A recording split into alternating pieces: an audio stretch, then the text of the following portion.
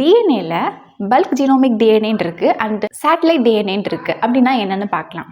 ஹியூமனோட genome, அதாவது ஹியூமனோட complete set of டிஎன்ஏல மொத்தம் 3 billion base pairs வந்து இருக்குது. பேஸ் பேர் அப்படிங்கிறது டிஎன்ஏயோட 2 ஸ்ட்ராண்டையும் வந்து கனெக்டடாக வச்சிருக்கிறது தான் வந்து பேஸ் பேர். அந்த பேஸ் பேரில் அடினைன் எப்போவுமே தைமினோட பேர் ஆகும் அண்ட் குவானின் எப்போவுமே சைட்டோசினோட பேர் ஆகும். இது பேராக இருக்கிறதுனால இது நம்ம பேஸ் பேர்னு சொல்கிறோம். ஸோ ஒரு பேஸ் பேர் 2 பேஸ் பேர் மாதிரி மொத்தம் 1 கம்ப்ளீட் செட்டில் 3 பில்லியன் பேஸ் பேர் வந்து இருக்குது.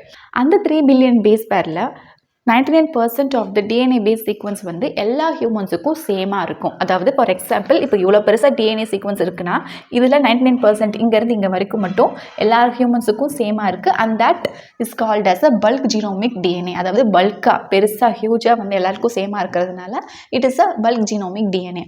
அண்ட் ரிமைனிங் 1% மட்டும் வந்து ஒவ்வொரு இண்டிவிஜுவலுக்கும் மாறுபடும், டிஃபர் ஆகும். And that is called as a satellite DNA. And இந்த சேட்டலைட் டிஎன்ஏ அப்படிங்கிறது எப்படி ப்ரெசென்ட் ஆயிருக்குன்னா it is present as a small stretch of repeated sequence. அதாவது ஒரு சின்னதாக ஸ்ட்ரெச்சாக இருக்கக்கூடிய ரிப்பீட்டட் சீக்வன்ஸ். எந்த சீக்வன்ஸ் ரிப்பீட் ஆகுதுன்னா இந்த பேஸ் பேர் சீக்வன்ஸ் தான் வந்து ரிப்பீட் ஆகிருக்கும். ஃபார் எக்ஸாம்பிள் ஏஜிசிடி அப்படிங்கிற இந்த பேஸ் பேர் சீக்வன்ஸ் வந்து எனக்கு 5 டைம்ஸ் ரிப்பீட் ஆகிருக்கு. அண்ட் எனக்கு அடுத்து இருக்கக்கூடிய பர்சனுக்கு 6 டைம்ஸ் ரிப்பீட் ஆகிருக்கு. அண்ட் நெக்ஸ்ட் பர்சனுக்கு 7 டைம்ஸ் வந்து ரிப்பீட் ஆகிருக்கு அப்படின்னு வச்சுக்குவோம்.